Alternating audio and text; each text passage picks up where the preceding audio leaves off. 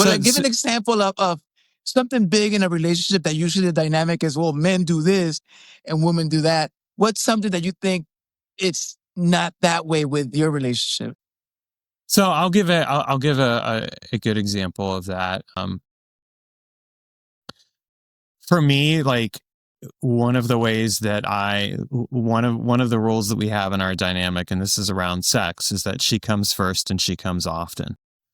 And it's not really about whether I come or not. It's really about her pleasure and her satisfaction. So for me, that is an element there that I focus on, and it's an act of service. But another one would be like around finances.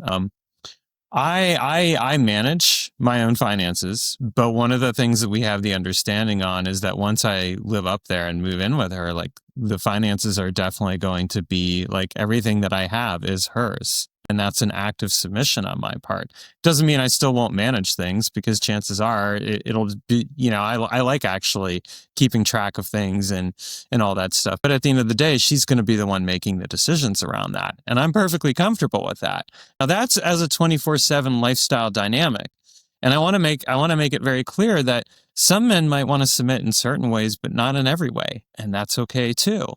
Like submission doesn't have to be an all or nothing kind of scenario here. So there's sovereignty in that experience of submission. And that's one of the things that I talk a lot about with men is sovereign submission.